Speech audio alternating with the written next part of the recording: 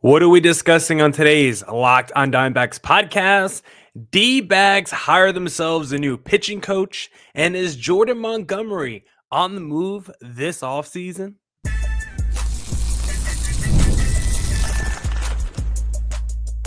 You are Locked on Diamondbacks, your daily Arizona Diamondbacks podcast, part of the Locked on Podcast Network, your team every day.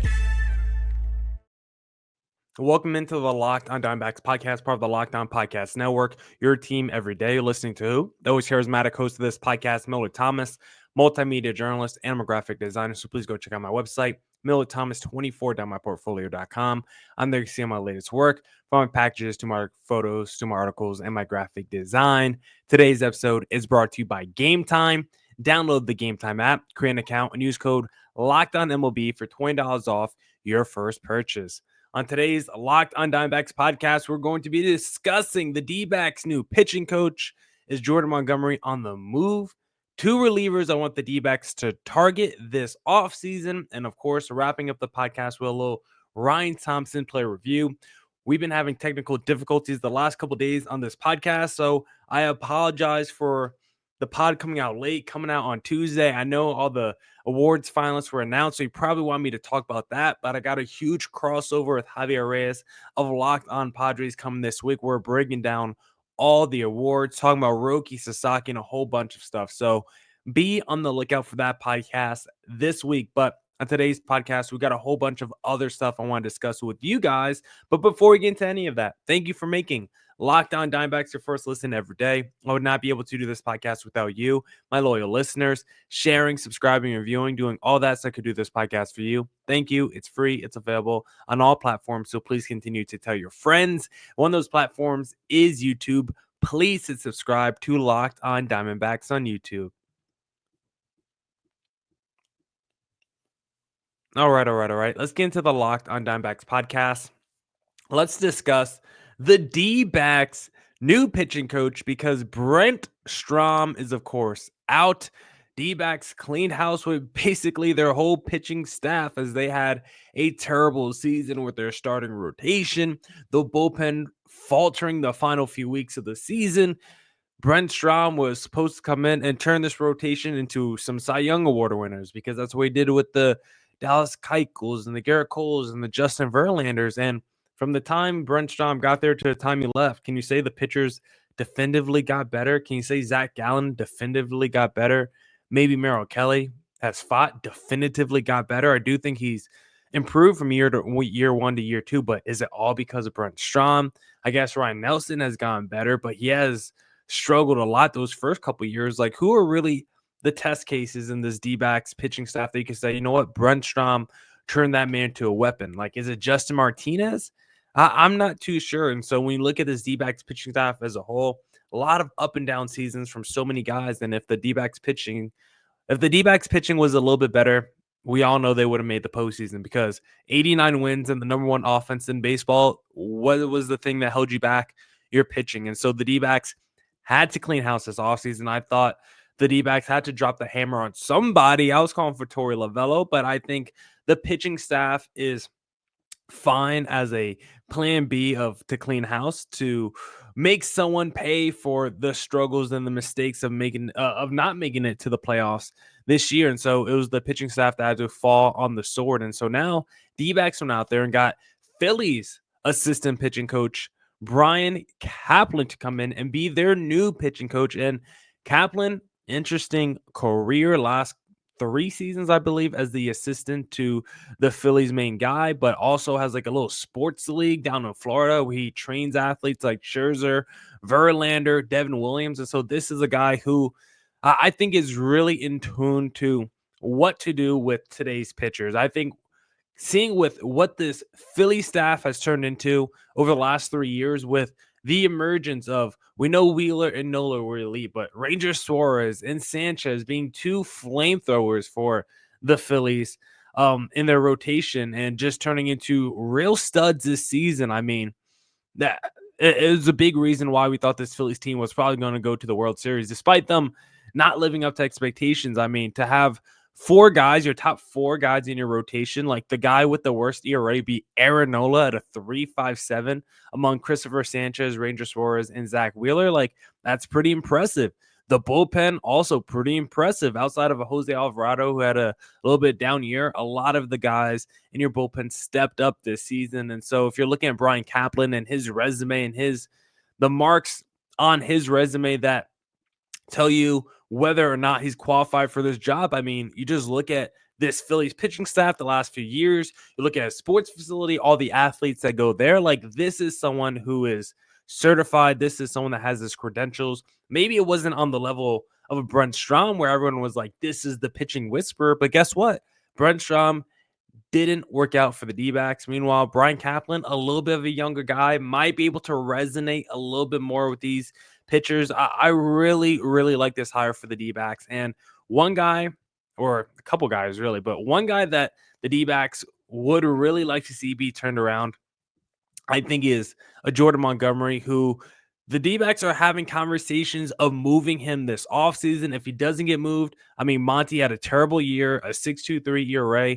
What can Brian Kaplan do to help Jordan Montgomery get back to the level he was those 3 seasons prior to Arizona where he looked like a frontline starter? Can Brian Kaplan get him back to that level?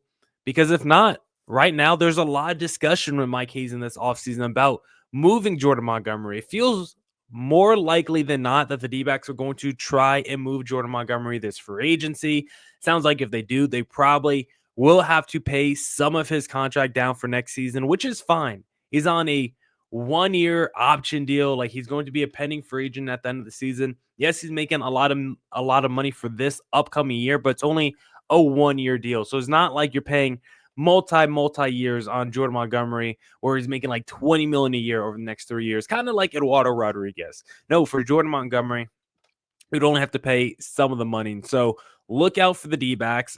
If Monty stays, I would love to see how Brian Kaplan works with Monty to get him back to that level. But right now, if I had to place the odds on Monty returning to the D-backs in 2025 after Ken Kendrick calling it a horrible decision, I just feel like the chances of him returning are super low right now. It feels like Mike Hazen's taking calls. It feels like there's traction between other teams, because why wouldn't you want Jordan Montgomery, especially if he can be had at a discounted rate? Like, you could have a 1-year prove it year with Jordan Montgomery, where if he has a great season, you can re-sign him, and now you have a really good pitcher in your building, and he's probably not going to be too expensive. You're not going to have to break the bank to acquire a Monty. Like, Monty is coming off a terrible year. He's a pending free agent. Like, those kind of guys aren't netting a ton of return. Now, if he was coming off his World Series championship and then the Rangers were trying to trade him in the offseason, they're like, yeah, the Rangers could have got some real major value for Jordan Montgomery and probably got back a real prospect. But the D-backs trying to trade him when he has a $20 million plus salary, when he's coming off a season where he had an ERA north of 6, where he's a pending free agent, like, all the signs tell you the return on Jordan Montgomery is not going to be very valuable. So for the D-backs, you're looking at this as a salary dump where you're just hoping to elevate Ryan Nelson, and he has the second half he had in 2024 continued in 2025. Because if that's true, if the second half of what we saw last year for Ryan Nelson is true, that is someone that could be better than Eduardo Rodriguez and supplant him in the playoff rotation. And so look for the D-backs to be aggressive moving Jordan Montgomery this offseason. But if he somehow returns to the D-backs in 2025, we'll love to see what Brian Kaplan can do with Monty to get him back to the level he was prior to coming to the D-backs. Now I want to discuss 2 high-leverage relievers that I think the D-backs should go all in on this free agency in segment number 2. If you want to place a little wager on an upcoming Arizona Cardinals game, then the best place to do that, of course, is going to be FanDuel, because get ready to tackle the NFL action with FanDuel, America's #1 sports book. Because right now, new customers can bet $5 and get $150 in bonus bets if you win. The FanDuel Sportsbook app gives you everything you need to place live bets on the NFL all in one place. So when you get a hunch in the middle of the game, you can check out the latest stats, view live play-by-play, and so much more on the same page where you place your bets. My favorite thing to do on FanDuel is the same game parlay. Right now, if you're an Arizona Cardinals fan, you could be like, hey, give me Kyler Murray anytime touchdown, give me Marvin Harrison anytime touchdown, and give me the Cardinals money line. Guess what? If you play that 3-leg parlay this past Sunday, you would have hit and had a big smile on your face. So why wait? Go to fanduel.com. You'll get started with $150 in bonus bets if you win your first $5 bet. That's fanduel.com. Never waste a hunch and make every moment more at FanDuel, an official sportsbook partner of the NFL.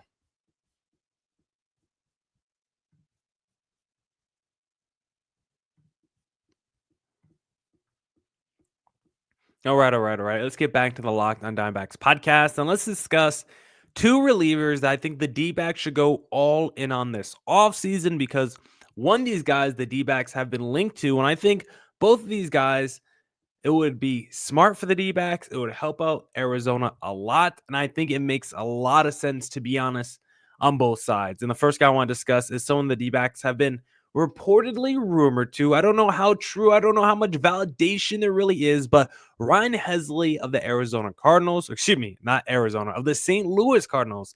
The D-backs were able to go out there and get Hesley. That is a game changer to what the back end of your bullpen can look like. Hesley is a flamethrower, averaging 99.6 miles per hour on his fastball. He's a fastball slider guy. Slider is his go-to pitch, and you can see why when you look at the numbers. Unhittable, 51% whiff percentage on his slider, 34.8% put away percentage, expected batting average of 192 with a slugging allowed of 195 this past year. Hesley is elite, led the NL in saves this past year. And like you look at all the numbers, traditional, advanced, it tells you this guy is unique. He's a 101. He's absolutely electric. 12 strikeouts per 9 innings like the last 3 seasons with like an ERA of 2 flat. And like I mentioned, led the NL in saves this past year. He does everything that you would want from a closer. High strikeouts, doesn't give up a ton of contact overall. Like he's a strikeout machine that doesn't give up a ton of hits, doesn't give up home runs. Walks can be a problem for Hesley at times, but if when he does walk somebody, it's like I said, it's not like he's giving up a big hit or a big home run. He's typically striking that guy out. So Hesley is someone that I would be very interested in the D-backs acquiring. And he might not be too expensive because despite being a guy that is a high leverage, high velocity arm that can average 100 miles per hour on his fastball and all that, this is also someone that doesn't have a ton of control on his contract. He goes through arbitration again in 2025 and then a free agent in 2026. So you don't have a ton of time left with Hesley. And considering when he will be a free agent, he's going to be like 32 years of age. You typically don't want to pay those guys big contracts. Yes, I know he's still elite, but he is 30 years old and he is a closer and he will be a free agent in the next couple of years. Like you can't break the bank. You can't break your farm system for those guys. And so for Hesley, he's someone that I want the D-backs to get and acquire, but you're not trading. I don't want the D-backs to trade like a Jordan Lawler or a Drew Jones. Like basically, if you go on MLB.com, don't trade any of your top 5 prospects. Like if it takes like a Gilbert Diaz or Yumin Lin, a Blake Walston, like I could get behind that. Even like Adrian Del Castillo, like guys like that. I could get behind Jorge Barrosa, right? Or like there are some interesting young MLB prospects that the D-backs can trade off that can start for you right now. If you're the St. Louis Cardinals, that can help you right now, that would be willing to part ways with. But the Cardinals are saying, hey, give me the cream of the crop in terms of your prospects, like the Lawlers of the world. Like it's a hell no for me then as an Arizona Diamondbacks fan. But if you're able to pull it off with someone that's not a top 5 prospect in your system, I think you have to do it if you're Arizona.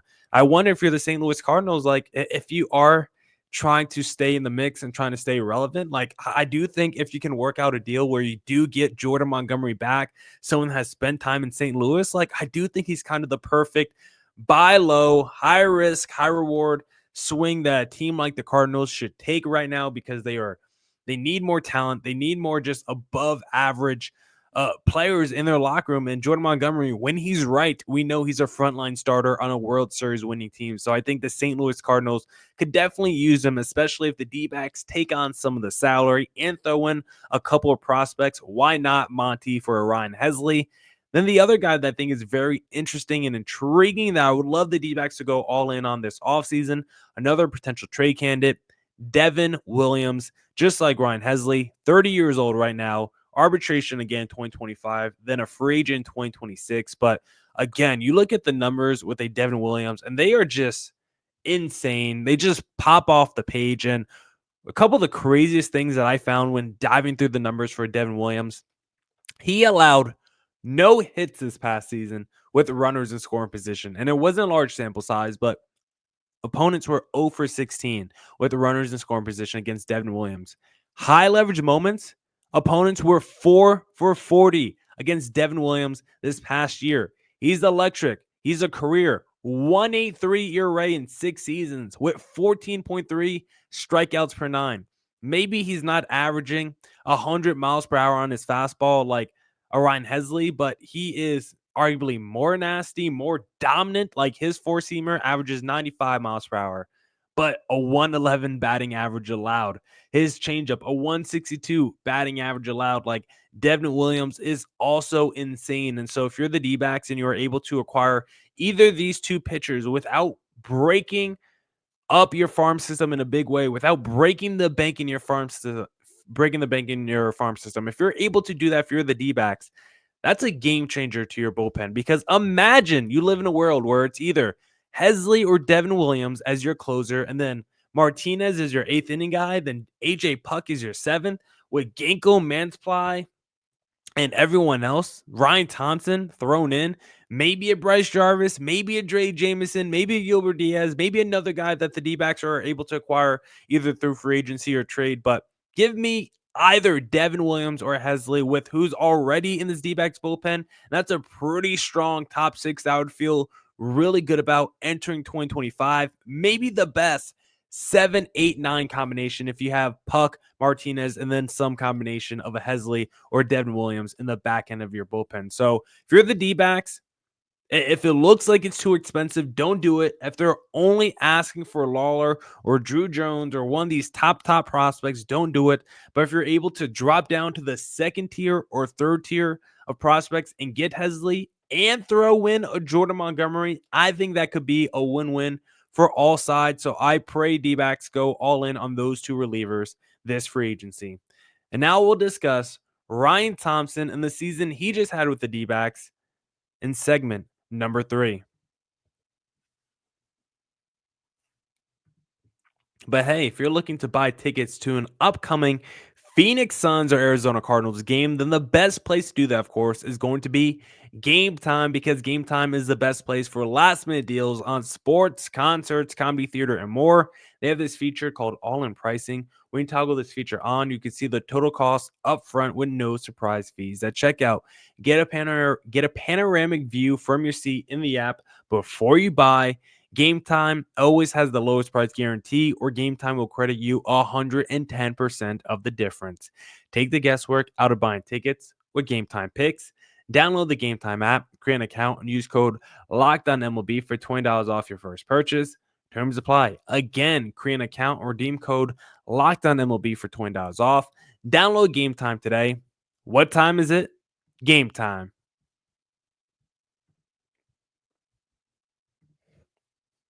All right. Let's get back to the Locked on Diamondbacks podcast, and let's discuss. My face looks so dry on this camera. I am sorry to the YouTube audience, but let's discuss Ryan Thompson and the season he just had with the D-backs in 2024, because like a lot of these D-backs players, everyone from the lineup to the bullpen to the rotation, everyone kind of had a tale of two halves. And for some people, it wasn't like the first half was bad and then the second half was great, or vice versa. For some people, like the first half was good and then the second half was just better. First half was good and then the second half was just better. For some people, the first half was terrible, then the second half was amazing. You look at Eugenio, look at Corbin Carroll, look at Lourdes Gurriel. they all wish they could throw away the first half of their season because they all came alive in the second half, with Eugenio looking like Babe Ruth and Corbin Carroll turning into a power machine. Then guys like Jock Peterson, Ketel Marte already looked like all-stars in the first half of the season, then look like superstars in the second half of the year. But you look at the rotation and bullpen, and I feel like for them, a lot of it was, you look at Justin Martinez, you look at a little Kevin Ginkel, you look at Paul Sewald, a lot of those guys good in the first half, and they struggled in the second half. And the same was true for Ryan Thompson, where you look at the Ginkles, the Martinezes, the Sewalds, like all those guys struggled down the stretch the final few weeks of the season, and Ryan Thompson was no different. And so it's hard to blame him. It's hard to put so much blame on him for his struggle toward the end of the year, because it seemed to perpetuate all these D-backs relievers. And it's hard to just say it was like a Ryan Thompson problem, something that he was doing wrong, because if it's happening to everyone, it feels like a greater issue at hand. And that's probably a reason why we saw a guy like Brent Strom get fired, right? Because if none of your relievers are responding correctly, if none of your relievers seem to be on the same page or performing up to their standards, especially after pitching well for the entire season, and then at the moment where you really need them to step up, they start to struggle. Brent Strom had to answer the call for that, because why are all of your relievers all of a sudden starting to spiral out of control toward the end of the season? And Ryan Thompson was another one of those guys, because you look at some of the splits for Ryan Thompson throughout the year, and like the pace he was on at one point throughout the season, because there was a point where it was like, is Ryan Thompson the best D-backs reliever? Like, we were having a debate, Thompson versus Justin Martinez, who should be the closer, because Thompson at one point, through his first 28 appearances, had a .9 ERA. Through his first 28 appearances, a .9 ERA. He had only allowed, I think, 3 earned runs total through those first 28 appearances. And the fact that he still ended with a 3.3 ERA tells you that he really struggled down the stretch, because that's what happened to Ryan Thompson. You look at his ERA those final 2 months, it was north of 6, as he really struggled to help this D-backs get into the postseason. And so, again, I can't put it all on Ryan Thompson, because it was happening to everyone on this D-backs pitching staff, but it was hard to see Ryan Thompson struggle down the stretch, because he was at one point maybe the D-backs most reliable pitcher. Ryan Thompson's biggest strength is his ability to induce that ground ball. You look at what he's done with the D-backs the last couple years, whenever the D-backs have needed that big ground ball, right? Man on first and third, probably a game within 1 run, 7th inning or later. Who are you calling on to get that double play ball to keep the score where it's at? You're calling on Ryan Thompson, because in 2023, 79% ground ball rate, went down a little bit this year to 60%. This is the best ground ball pitcher that the D-backs have, and he's been so crucial to what they want to do, and he's so important to what they want to do. And the problem with Ryan Thompson is, entering the season, the D-backs put too much pressure, had too much expectations on Ryan Thompson's shoulders. He came into the year, and if he wasn't the D-backs' second or third best reliever, this D-backs bullpen had no chance, because our 7-8-9 coming into the year was Thompson, Ginkel, Paul Sewald, and we felt great about that 7-8-9. We felt like Thompson, coming off the season he had last year, we expected him to be good again this year.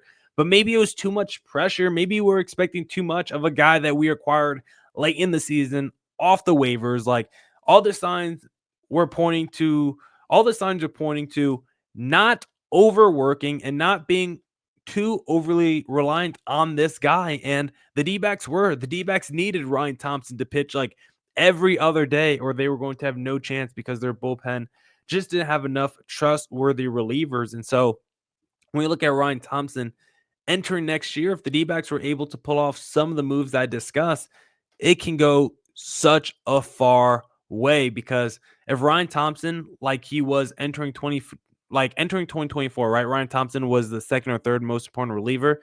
Well, if you pull off Devin Williams or Ryan Hesley entering 2025, Ryan Thompson might be like the 5th or 6th most important D-backs reliever. Like, you got your 7, 8, 9, Hesley or Williams with a Just Martinez and Puck, plus a Kevin Ginkel. So that's already 4 relievers. And then it's a real discussion between Thompson or Joe Mantiply, because again, go back and look at the stats for Joe Mantiply this past season.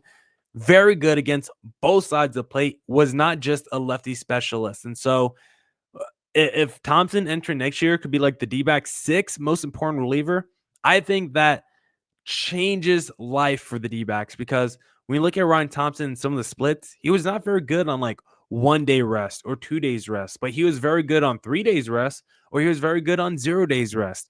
I think if you have a better, deeper bullpen, more talented, Ryan Thompson not having to be relied to go every single day, can have a better balanced schedule where he's not so overworked in the first half of the season to the point where he's struggling down the stretch. Let him pitch more every couple days, a little bit more time length in between outings so his arm could be a little bit fresher. I think that would be perfect, Ryan Thompson. This is still something that I have a lot of faith and trust in. This is still something I think is a very good reliever, because he's still someone that has a skill set that is unique. The problem is he just can't be the D-back's 2nd or 3rd most important reliever. If anything, maybe Ryan Thompson should be looked at as like a righty specialist almost, right? That go-to ground ball pitcher against right-handed batters, especially those power bats like the Aaron Judges of the world.